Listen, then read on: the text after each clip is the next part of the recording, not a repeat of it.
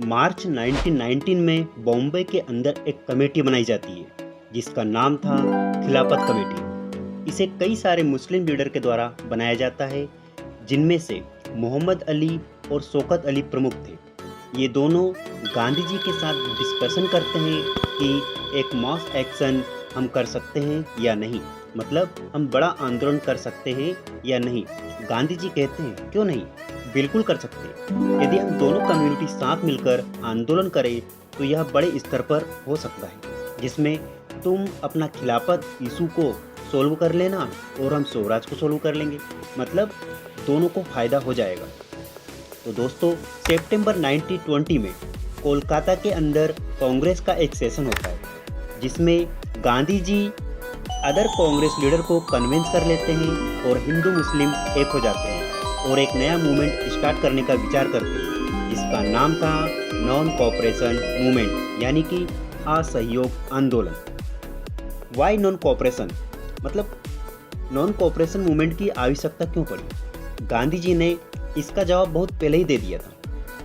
गांधी जी ने 1909 में अपनी एक पुस्तक हिंद स्वराज में बताया था कि ये जो अंग्रेज थे इंडिया के अंदर इसलिए रूल कर पा रहे थे क्योंकि भारतीयों ने इनको कोऑपरेट किया हुआ था, मतलब इनका भारतीय जो थे वो सहयोग कर रहे थे। और अगर इंडिया के लोग इनका कोऑपरेट करना बंद कर दे तो 1 साल के अंदर ही ब्रिटिश रूल खत्म हो जाएगा और हमारे देश को स्वराज मिल जाएगा। इसलिए गांधी जी चाहते थे कि इंडियन ब्रिटिश को कोऑपरेट ना करें और वह मुस्लिम और हिंदू के साथ लेकर नॉन कोऑपरेट मूवमेंट स्टार्ट कर देते। तो दोस्तों, अब हम देखते हैं कि गांधी जी इस मूवमेंट को लेकर क्या कहते हैं। तो गांधी जी कहते हैं कि सबसे पहले तो गवर्नमेंट के दिए गए अवार्ड को वापस करना होगा, और दूसरी बात यह कहते हैं कि ब्रिटिश सर्विस को बायकॉट करना होगा, जैसे कि civil services, army, police, court, legislative council, school and foreign goods को छोड़ना पड़ेगा। ना ही इन सर्विसेज का इस्तेमाल करेंगे और ना ही इनके लिए काम करेंगे। और दोस्तों, गांधी जी यह भी कहते हैं कि अगर ब्रिटिश गवर्नमेंट हमारे इस आंदोलन के खिलाफ कुछ एक्शन लेती है या दबाने का प्रयास करती है तो हम एक full civil disobedience campaign start करेंगे अंग्रेज़ों के खिलाफ। तो दोस्तों, 1920 की गर्मियों के दौरान गांधी जी और शौकत अली दोनों ही निकल पड़ते हैं भारत के अलग अलग जगह पर इस मूवमेंट का प्रचार प्रसार करने के लिए, ताकि भारत में ज़्यादा से ज़्यादा लोगों को इस मूवमेंट से जोड़ा जा सके। लेकिन दोस्तों, जो इंडियन नेशनल कांग्रेस थी वह इस मूवमेंट को सपोर्ट नहीं कर रही थी। तो इस मूवमेंट को वो सपोर्ट क्यों नहीं कर रही थी, जिसके पीछे कुछ कारण थे।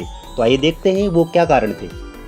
तो सबसे पहला कारण तो यह था कि गांधी जी चाहते थे कि ब्रिटिश की सारी सर्विसेज को बॉयकॉट कर दिया जाए, लेकिन कांग्रेस जो है नवंबर 1920 में होने वाले काउंसिल इलेक्शन को बॉयकॉट करना नहीं चाह रही थी।